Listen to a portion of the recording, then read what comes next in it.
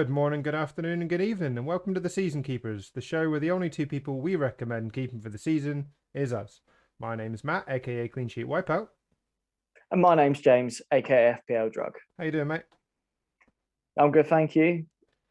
Been a busy old week, and it's only fucking Tuesday. I am shattered, but that's just living with a dog and a missus that's studying nursing. So all fun and games.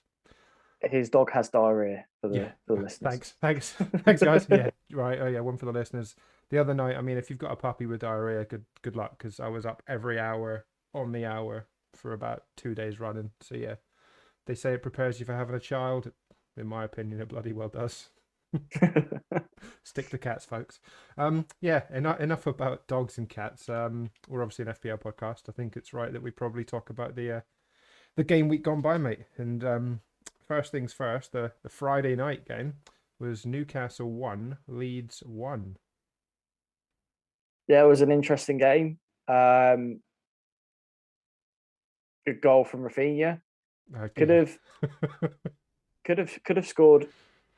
I mean, we say this every time he plays. Like, could have got more points. Yeah, the Rafinha goal was quite amusing, I thought, because obviously he whips it in, doesn't he? And then Rodrigo kind of Rodrigo, dummy. Yeah, jumps out the way, doesn't he? Dummies it, and it just completely does Darlow.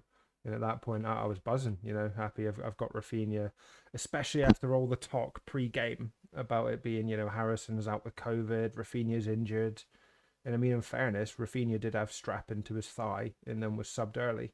So there might have been some merit in those injury talks, but thankfully for us, he at least played, 63 minutes, something like that. So got yeah. past I the think 60 mark. a lot of us were waiting on that news in the community before sort of locking in their team. Yeah, But yeah, I mean, it is a bit unfortunate that he seems to have got a knock again. yeah, exactly. And I mean, if Rafinha hadn't turned up, I would have, the way things played out, I would have had Livramento come off me bench for 5 points. So it would have been all right. But I thought Leeds were impressive to start with, and then Newcastle really grew into the game. And obviously, it was a game that Bruce had spoke about beforehand. Newcastle fans were likely going to make a bit of noise in the ground about the way things have been going, how they aren't happy, and obviously we've had that Newcastle podcast, and it was deemed this Leeds game could be a bit of a walkover, but I thought Newcastle played particularly well, and obviously St Maximin was a constant threat up top for Newcastle against that Leeds back line. Obviously, it saw Ayling go off injured towards the end, and Leeds are really struggling for centre backs, and I think St Maximin really made the most of that. Yeah, he took full advantage. Such a dangerous player. I mean, I think he's risen in price again. Um, he's Yes, always been yeah, like an exciting player, like kind of like Traore, but he's actually better. delivering. He's putting the ball in the back of the net, which is what you need in FPL Yeah. because Mm. you don't get points if they don't score. But yeah, I think it was a really good point for Newcastle. So I can understand them booing at the end and saying Bruce out, but I think it wasn't a bad performance from them. Yeah, I don't think it was a bad performance at all. I mean, it was end to end, which it was actually a really Great game. enjoyable game. Yeah, and I mean, Darlow made 9 saves, Meslier made 6. It just shows how frantic it was. And at one point, you thought, Leeds could have gone 2 or 3 up within the space of about 5 minutes. Had they taken their chances. But yeah, Newcastle definitely held their own, and I thought it was slightly undeserved. The booing towards the end there. It's still so clear that I don't think Bruce is the one managing that team. But, if they're taking instruction from someone, then, long may that continue. I just don't think tactically Bruce is the one that puts puts the word across, does he? Yeah, I mean they're saying like he was the second person to shake Bielsa's hand after the game. Yeah, Like the assistant went over, shook his hand first. yeah. But It's not really how it should they be. can't.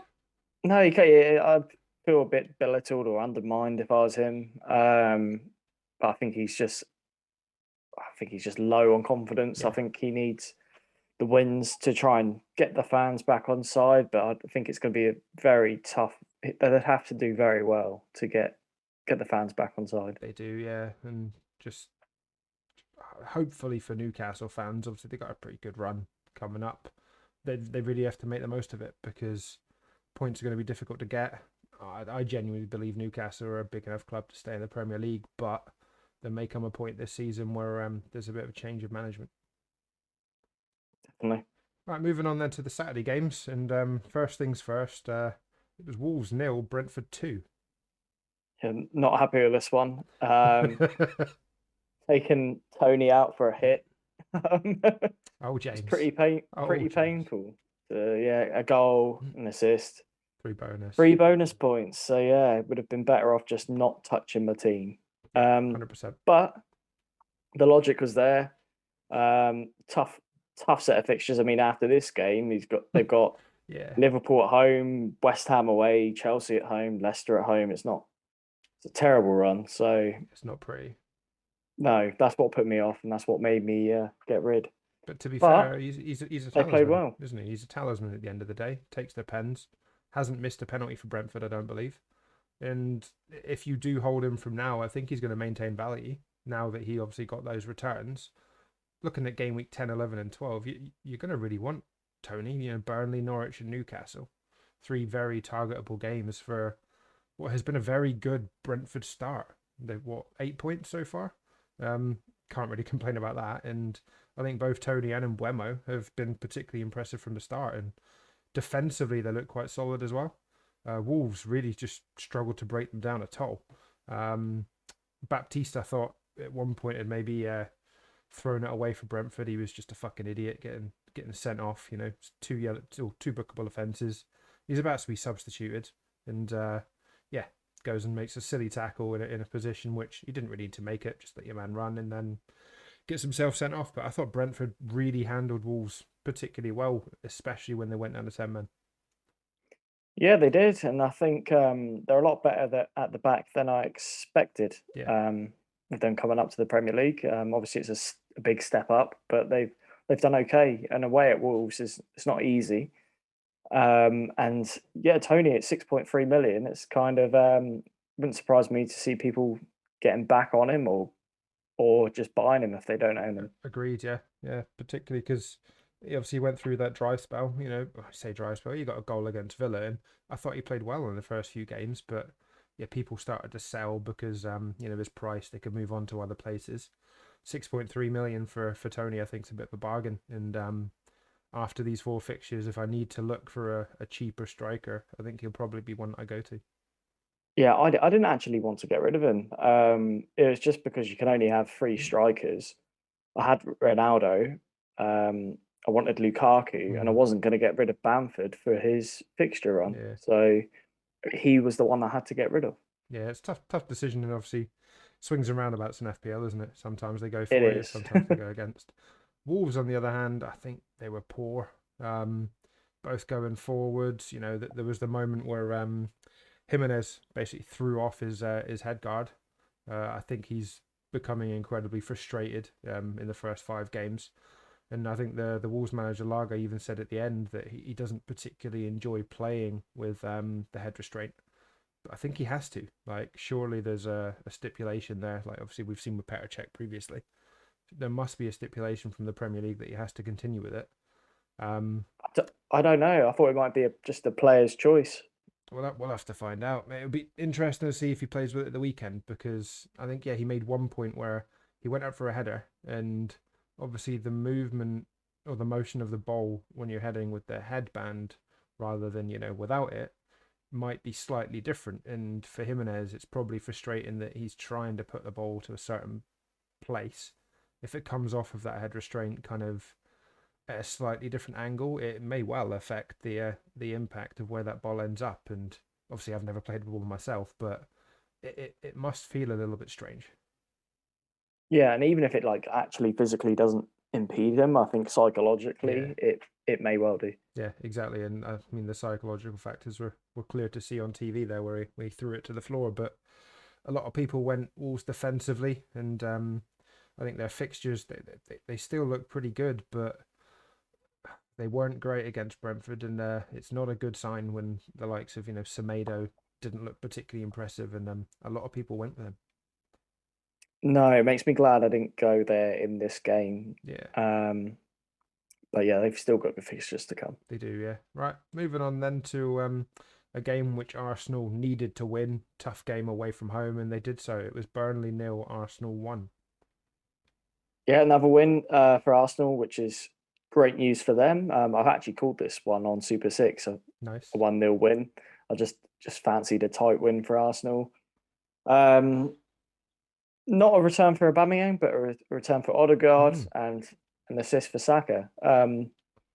Odegaard's not one that really anyone's spoken about, but he's now played 3 of the last 4, and he's obviously scored. And he's only 5.5 million, Yeah. selected by 2% of the game. Yep. It's not bad. Maybe we should start talking about I know it was an interesting Arsenal lineup to see Smith Rowe, Odegaard, and Saka all in the same team. And I think it worked. Obviously, a bit of youth, a bit of exuberance in there. And they kind of need it. And obviously, another player that's come in, Aaron Ramsdale, another start, another clean sheet. Surely the shirt is his. Yeah, I mean, he's got a couple of bonus in there as well, and he's 4.5 million for an Yeah. Arsenal goalkeeper. It's pretty good. I mean, if Sanchez wasn't doing as well as he is, sort of picking up points, then that's one to go for. Yeah, agreed. I mean, for me, I'm in two minds as to whether a wild card in game week 7. If Ramsdale plays in this Tottenham fixture, then I think that's it. Like he's number 1 for now. From game week 7, Arsenal's run Brighton, Palace, Villa, Leicester, Watford, obviously Liverpool, but then Newcastle.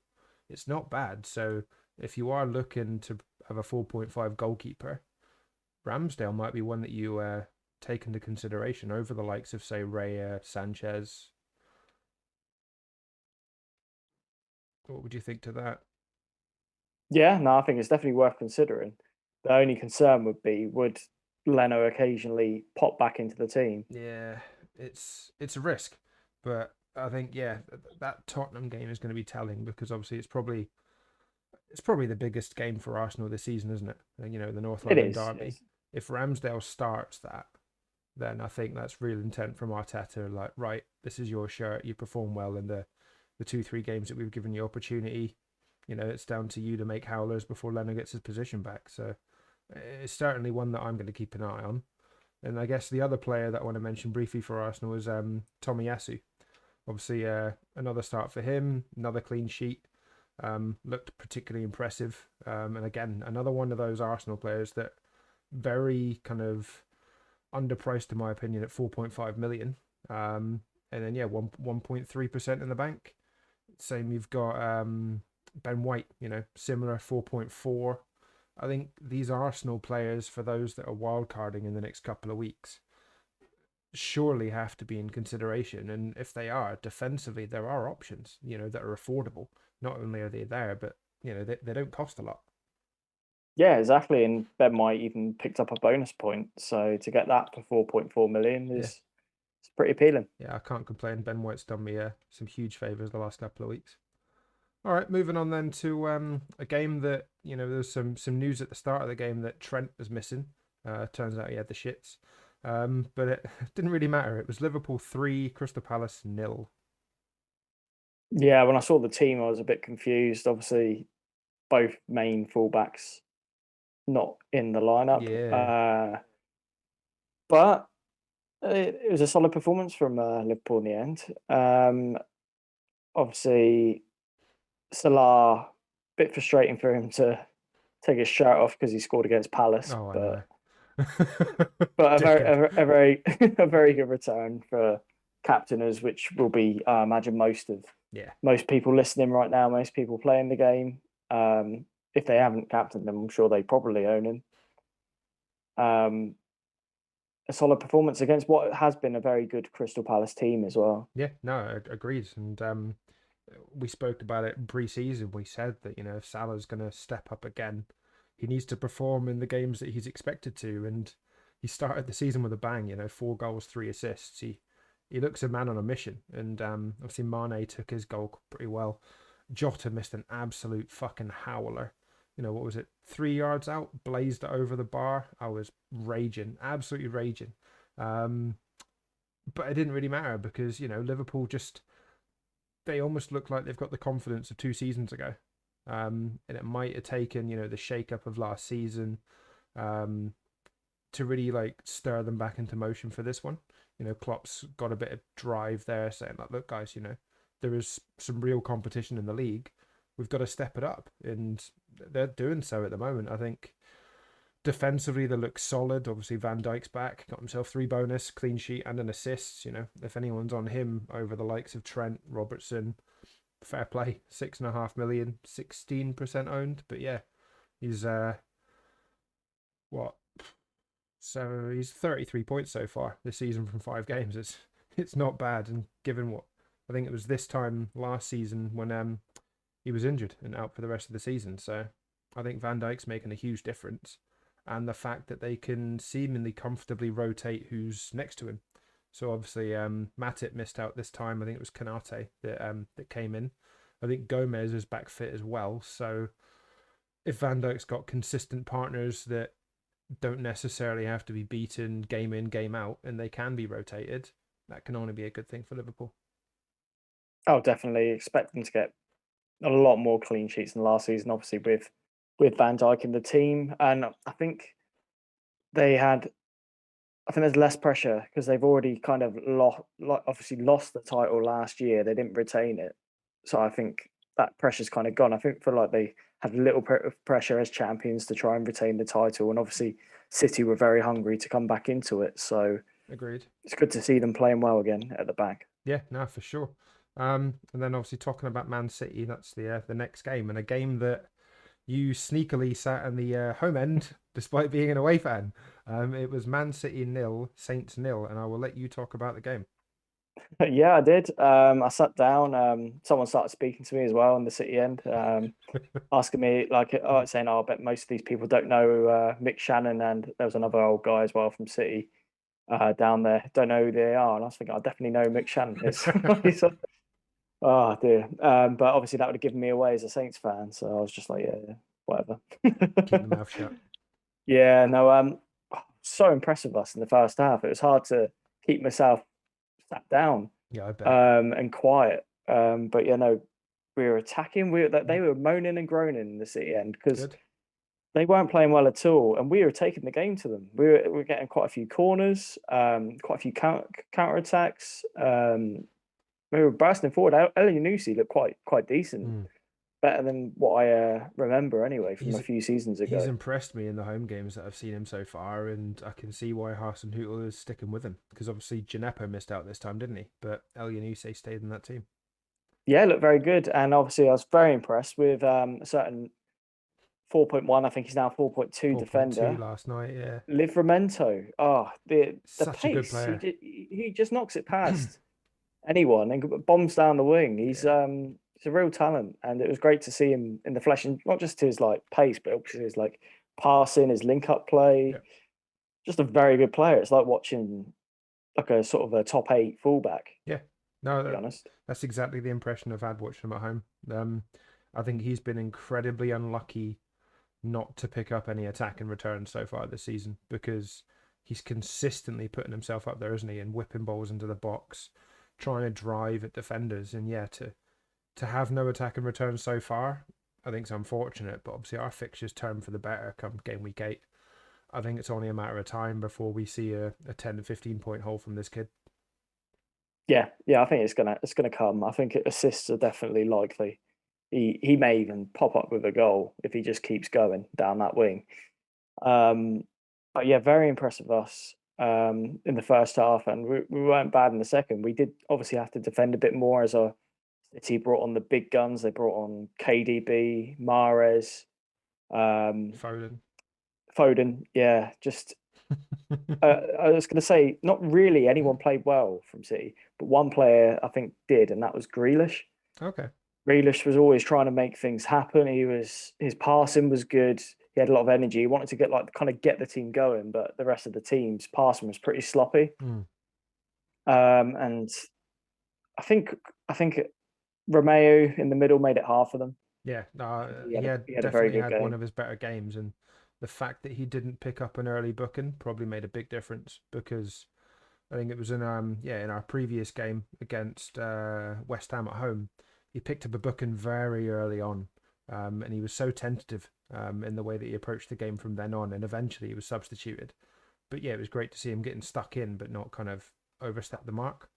I guess the Yeah, big talking point in this one was the penalty that then wasn't a penalty. What did you make of it being in the ground? yeah, I was quite far away, but to my eyes, like it looked like a penalty. Like you could see the contact was made. It just looked like a pen. Like the City fans around me were worried. They thought that was a pen. They were quite surprised when like VAR It's overturned frustrating. it, I and genuinely, as was I. yeah, I But the genuinely longer think the longer it VAR. goes on in the ground, the more you think, right, they're going to overturn it Yeah, because why would they keep watching it?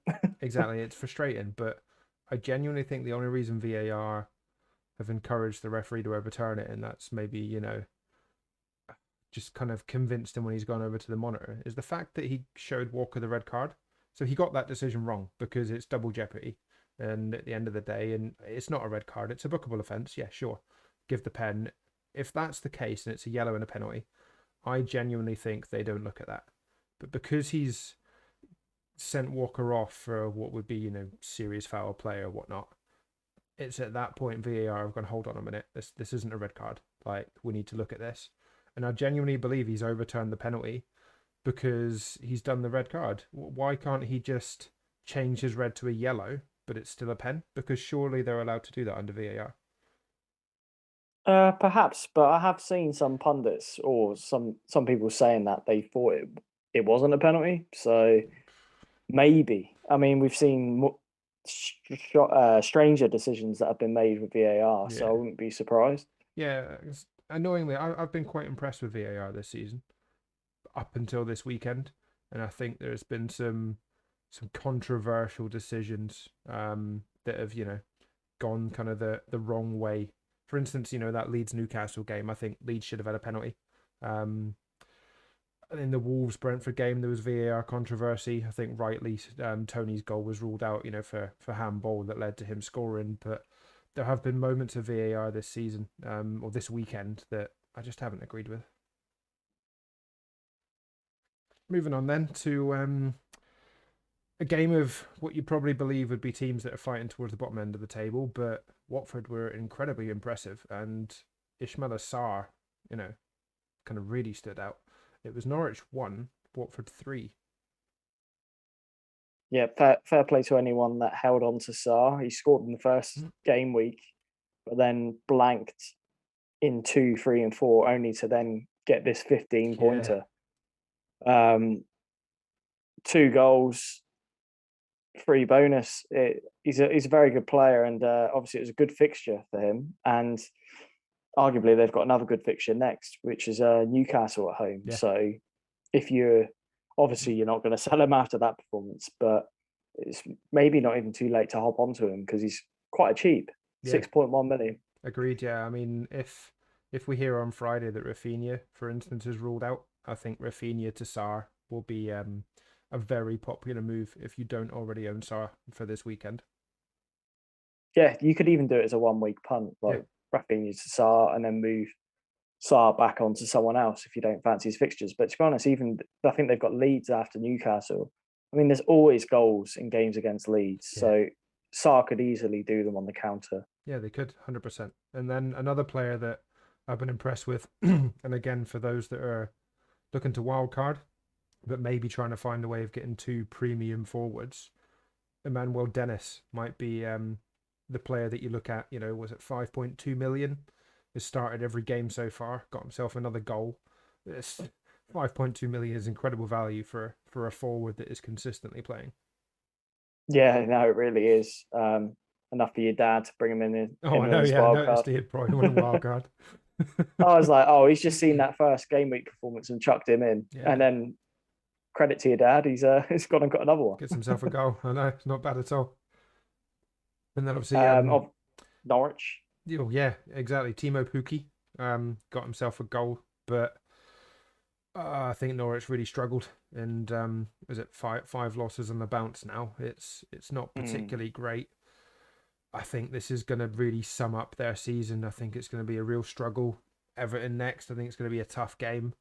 The likes of Burnley, Brighton, 7 and 8, and then they've got Brentford 11, Newcastle 14. They're games they're going to have to win, and I can't see them in the performances that they're putting in at the moment. I really can't see them doing so. No, I mean if they're going to lose 3-1 to at home to Watford, then they're really going to struggle. I think these are the sort of games they need to be getting something out of. Yeah, Winning. Yeah, it's not great, it's not not great good. at all. And then the last game on the Saturday was quite a surprising result, to be honest, but more so because we found out that Everton were missing 3 or 4 key players. Pickford, Richarlison, both missing. Villa ended up routing it. It was Aston Villa 3, Everton 0. Now, I didn't actually see the game, but I checked the score to be rather confused at it being 3-0 to Villa. Obviously, I did know about the team, but owning Luca Digne to see my clean sheets gone is one thing, but then to then look at the scorers and see he scored an own goal was just It fuming. was a beautiful -1. Oh, I'd love to take him straight out of my team, but they're playing Norwich next, and that just feels like a 12-pointer waiting to happen. Yeah. So, I look forward to collecting his 2 points next week and then rage transferring him out. Oh dear, yeah. But I thought Oh I dear. thought from the highlights I've seen, Villa were particularly impressive. See, Matty Cash got himself his goal finally. Danny Ings once again getting himself an assist. Bailey, came on, scored, got an assist, went back off, injured. I think it was precautionary, but he got a goal and assist and a man in the match in 20 minutes. I mean, that's obviously very impressive. You can't really argue with that. It's not bad at all. Um, I think Villa fans are crying out to see their kind of 3, 4 best players on the pitch all at once. Buendia, Bailey, Ings, and Watkins, who I think's really, hasn't really been spoken about so far this season with his injury and then Villa's fixtures. But yeah, if you can get those 4 fit and firing on the pitch at the same time, I think this Villa team are certainly going to go places, at least in terms of going forward. yeah, I'm looking forward to seeing it. To be honest, them all on the pitch at the same time. Yeah, whereas I think Everton's probably not a lot to talk about other than the fact that they've been belted with injuries at the moment. DCL, Pickford, Richarlison, all 3 of those missing out are massive. And I think until they come back, we may well see them struggle. Obviously, they've got Norwich at home. Surely they have to be winning that even with, some second string players. But Man United and West Ham after that, they're not easy games. And without those 3, I think they're going to struggle. No, I agreed. All right, and then moving on to the first game on the Sunday, and again, I think VAR did not have its finest moment in this game. It was Brighton 2, Leicester 1. Yeah, I didn't really expect Brighton to win this game, if I'm honest. I didn't expect them to get turned over by any means, but very surprised to see them pick up the 3 points. Mopay, another goal for him. That's his third of the season. Yeah, took his pen And really well. yeah, he's on pens, which is obviously appealing. Similar price points of obviously Tony on who's also on pens, but this Brighton team are doing so well that they're actually third in the table at one point. I know, yeah. I think they're are they still top 4? Are they 4th or 5th I now? think they're fourth. I Yeah, think maybe potentially fifth, but I it's think they're not a fourth. bad start at all. But that penalty wasn't a penalty.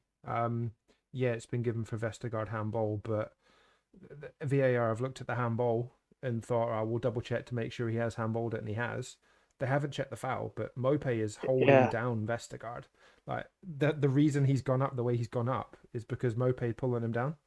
So yeah. They've been so focused on that handball that they've just completely ignored the fact that he's getting yeah, tugged down. You can see exactly. him going down. It wasn't You great. feel, And then Leicester also had a goal ruled out for offside.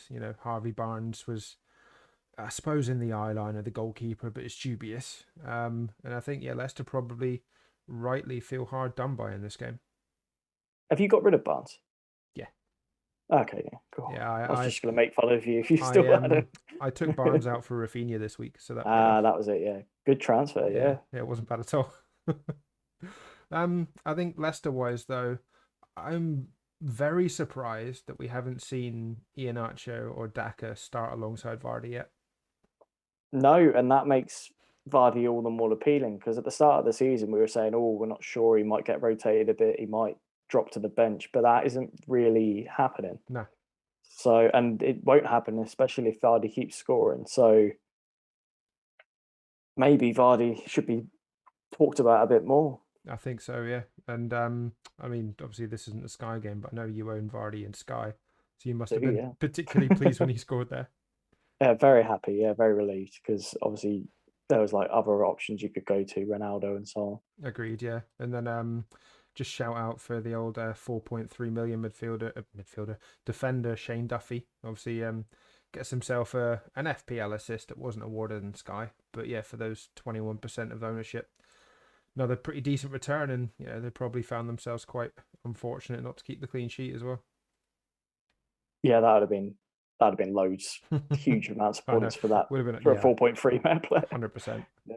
Right, second last game of the weekend. Another Man United game, another Ronaldo goal. It was West Ham 1, Man United 2. Yeah, it could have been even more for Cristiano Ronaldo. Obviously, had a couple of penalty appeals, Yeah, at least both one of turned those should have down. been given. Oh, I think the one with Zuma should have been given. I think the It's a one with shame. Sufal should have been given as well, to be fair. Yeah, it's a shame that it wasn't given, but fair enough. Obviously, Jesse Lingard back Yeah.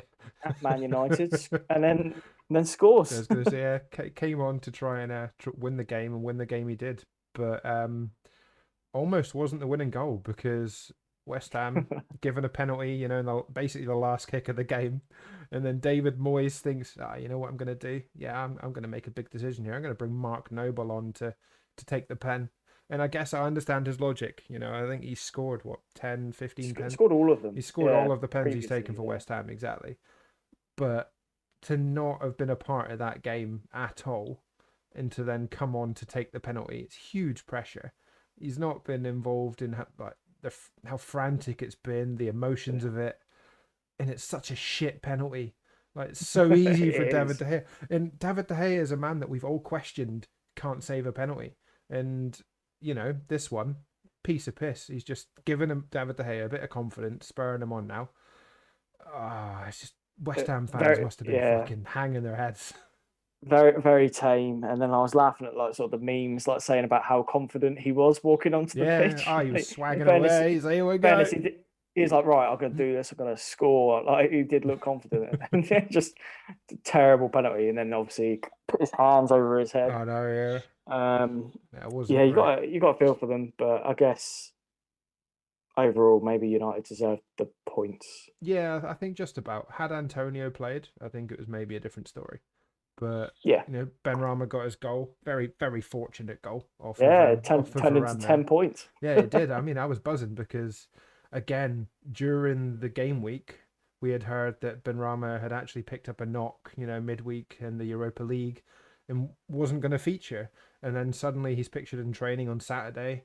He's travelled with the squad and then he plays and gets a goal. So it just shows kind of all these rumours. Had those rumours come out before the deadline, a lot of people probably would have either benched or got rid of Ben Rama, thinking, "Oh, well, that's it. He's missing out against Man United. There's no point."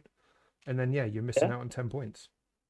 yeah, exactly. I was very tempted to sort of look into the rumours, but just how firm, and obviously he paid everyone off. Did, yeah. And then finally, a game in which I thought Spurs started pretty well, to be fair, but then Chelsea just showed how good they are this season. Spurs nil, Chelsea 3. Yeah, very, very impressed with Chelsea in this one. Um, it's their defenders again that are killing it in terms of the Mm, points. Rudiger, very impressive. Great goal for a centre back. yeah, Just hits it right into the corner from just outside the box. yep, Not really a centre back's type of goal. Like you imagine them sort of getting a scruffy tap in from a corner or a header from a corner, but that's a good goal, a good strike on him. yeah. So one to be looking at, and obviously Alonso keeps starting game after game after I game, know, yeah, and keeps and returning. yeah, he's got an assist and obviously a clean sheet, a bonus point as well, Yeah, and 10 pointer. it's hard to ignore him because I can't see Chilwell coming back into the team. Why would you when Alonso's playing so well and the system's working? Exactly. Yeah, it would be questionable to change that now. Um, it's always going to be in the back of my mind, he could potentially get rotated. But is this going to be a similar situation to, for instance, was it Justin last season? Justin, yeah. Yeah, when obviously we were adamant Fucking hell. that Pereira was going to come back in, so we're not going to get Justin. And Pereira never came back in for a long, long time. And this could be a very similar situation that 5.8 million, Chelsea's fixtures are about to swing after City to 5 in a row that look just glorious, like clean sheet after clean sheet you'd expect. Is Alonso just, the one that we should be moving to? Or would you be safer going someone like Rudiger, 0.3 million cheaper, but maybe unlikely to pick up as many attacking returns as Alonso could? Yeah, I think Rudiger's the safer pick, but I think the reward is there potentially by going for Alonso. Yeah. The assists, the goals, like he's not shy at shooting, as we've seen from previous seasons. So I think as long as you're getting a Chelsea defender that's going to play most of the games, which is Rudiger or Alonso, you're gonna be all right. Agreed, yeah. And then incredibly unfortunate for Mendy owners, obviously out with a knock after the Champions League game. So Kepa came in. I can't imagine that Mendy will be out for too long. So when he's back, he'll inevitably take that spot back. As for Spurs, honestly, I don't think there's a lot to talk about them. I didn't think they were that impressive at all. Kane was anonymous. Son didn't really get himself into the game despite, starting again. And if it wasn't for Hugo Lloris, it could have been even more for Chelsea. Yeah, Kane's not looking the player he was last season. I don't know if he's been affected by obviously the move falling through, not getting his move to City. But having obviously Ronaldo at the same price point, if anyone's still on Kane and not on Ronaldo, then that move's waiting to happen. Yeah, it is. And I mean, obviously, North London derby this weekend. If anyone's going to score in that, it usually is Harry Kane. I think he scored 11 times in the North London derby. But if he's going to kickstart a season, surely it has to be this game. I think so. I mean, a maverick pick would be to bring him in and captain him. It would be. Maybe that's a brave man. It is, and it's not me. No, not me at all. I'm not doing that. No. Right, should we quickly touch on how we did this game week then? Yeah. So for me, I took a 4-point hit, which completely didn't pay off. I got 59 points, 24 of those belonging to Sarr, 10 to Benrahma, Ben Wright return for 7 points, Ronaldo on 6, and the main thing that pissed me off being Digne on -1. Ouch. So what's your overall rank at the moment? If you must, it is just over 2 million, so 2,010,000. Oh, James, you'll pull it back. Don't worry, I've got faith. It's not pretty. I need some challenge. So, I got 70 points this week. Largely, down to Salah captaincy, Rafinha, Benrahma returns, and then Bamford and Ronaldo returns. But yeah, I've had a good start. I really hope I don't fuck it up, but I'm likely to. 397 points. I'm sat at 18k. So I don't think I've ever been this high this early in a season. But like I said on Twitter, I'm very likely to make some terrible decisions, fuck it up, and come game week 38, I'll be about 150k again. So, I mean, yeah, you're in a great position at the moment, so we'll see where it goes. Yeah, exactly. Right, well, I think that's that then, mate. We've rambled on for quite some time. There's some stunning fixtures coming up for this weekend, and I can't wait to discuss them next week. But until then, it's a goodbye from me. Goodbye from me. Cheers, guys.